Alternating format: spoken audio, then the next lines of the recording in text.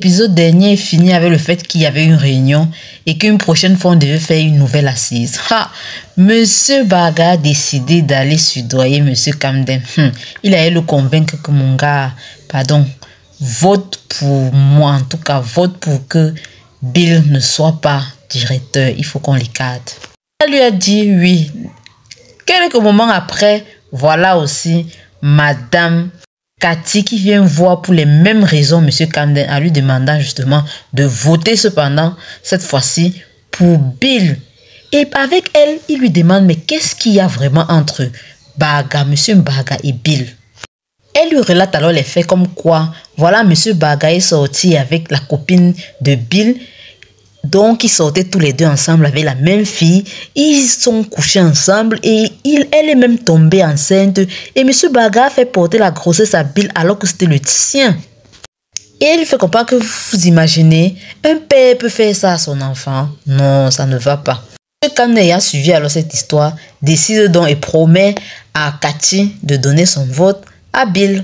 Disait la dernière fois, quand Bill disait que non, il se méfie de plus de Anna qu'autre chose, on croyait qu'il blaguait, non. Voilà Anna qui est déjà en train de menacer M. Bagala, que c'est comment leur accord qu'elle devait avoir quelque part dans les pourcentages de l'entreprise, vraiment qu'il faut qu'il fasse vite, il doit tout faire pour lui donner ses parts, elle doit être aussi dans l'entreprise et patati patata.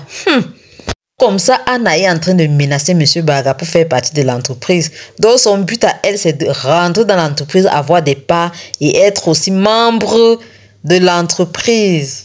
Les choses se confirment encore avec Bill lorsqu'il cause avec sa mère et sa mère lui fait comprendre que non. Tu sais, ton père, c'est quelqu'un qui aime vraiment la famille, serait même prêt à tout pour sa famille. Mais en même temps, c'est quelqu'un de très manipulable, surtout quand il s'agit des femmes. Il comprend alors le schéma de Anna. Qui de plus en plus lui donne raison à son sujet. Mais pour moi, je dis encore, M. Camden, c'est quelqu'un à regarder de très près. Qu'est-ce qu'il gagne là? Parce que là, il est comme un serpent à deux têtes. M. Baga qui vient lui dire, fais comme ça, il dit oui. Madame Cathy qui vient lui dire, fais comme ci, il dit oui. Finalement, il est de quel côté? Point d'interrogation. Rappelez que Simon, l'ex-petit ami de Béa, était venu la chercher chez Sophie, non. Voici Béa donc chez Sophie, elles sont en train de parler et elle lui relate qu'il y a une de ses amies qui a dit que Simon la cherchait et tout, qui voudrait la voir, c'est urgent, vu qu'il est en train d'aller en Afrique du Sud. Comme c'est sur les filles intéressées là et tout, elle dit qu'elle va partir. Sophie lui dit que fais attention, méfie-toi, tu ne sais pas ce qu'il prépare. C'est sûr que c'est un coup monté. Et elle de répondre à la soeur, toi aussi, tu peux même pas être contente pour moi pour une fois dans ta vie. Pour une fois que je veux être heureuse, tu joues là à me rabâcher les choses. Elle dit en tout cas, fais comme tu veux, mais je te dis, méfie-toi. Pour moi, cette invitation-là est suspecte. Parce qu'en fait, Simon a décidé, en passant par une amie de Béa, de l'inviter chez lui. Pour faire quoi? On ne sait pas.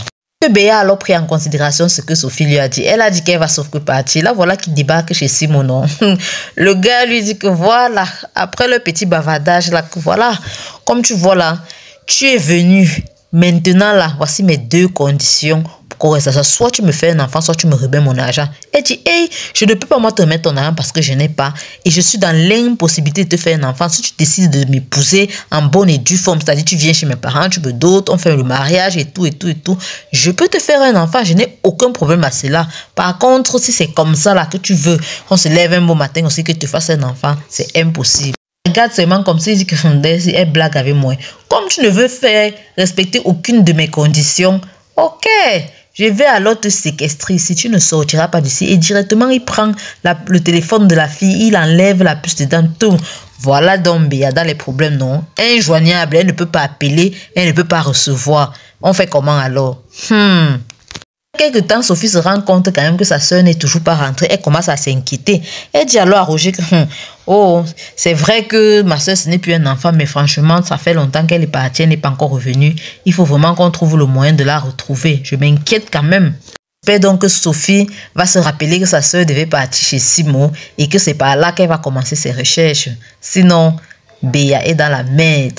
Et qui m'ont porté plainte aussi au médecin qui a fait les faux tests de résultats à Paul. La police débarque là-bas et lui dit que mon ami, on nous dit que vous êtes accusé là, vous avez fait un test à telle personne ici et les gens sont allés faire le même test, les parents de l'enfant sont allés faire le même test et sur deux endroits différents et ils ont des résultats différents des vôtres.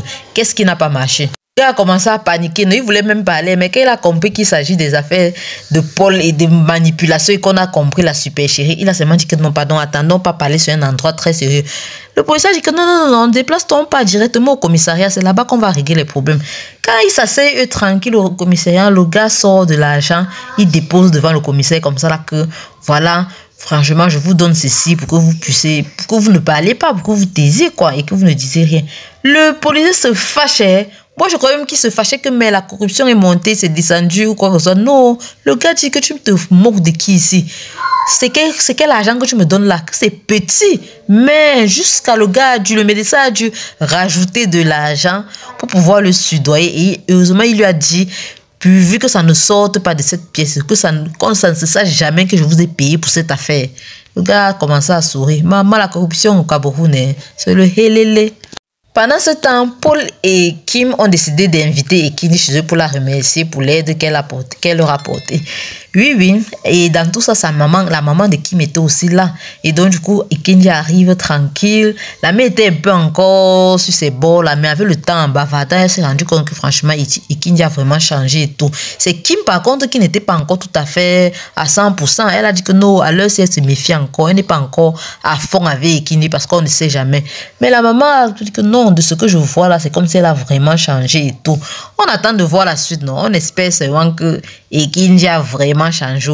Ça pourquoi? Parce qu'après elle est allée voir Paul pour aller parler à Paul et tout. Et Paul lui demande, mais comment ça se fait qu'ils ont su pour les résultats du test et tout, les choses se sont régularisées.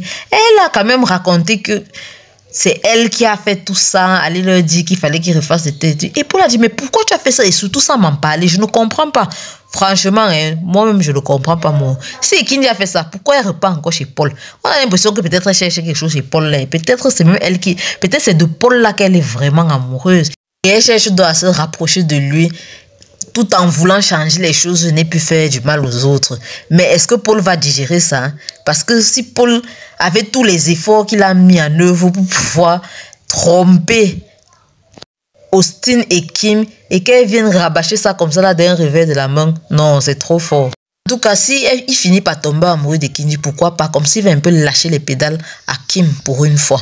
Les Kim sont restés dans la même lancée, dans les remerciements et tout. Ils ont donc reçu chez eux Piwolet, Passy, presque tous les avis. Il n'y avait que Sophie qui n'était pas là. En fait, ils ont profité de cette occasion pour remercier sincèrement tous ceux qui ont été proches d'eux et surtout Passy qui les a aidés vraiment à se réconcilier.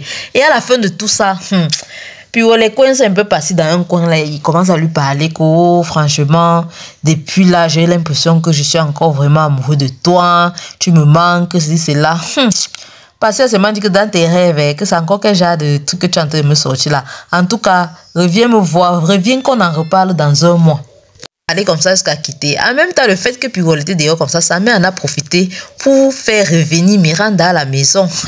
Donc, quand Piwolet rentre là, il ouvre la porte, il entre dans son salon là. Qui il voit?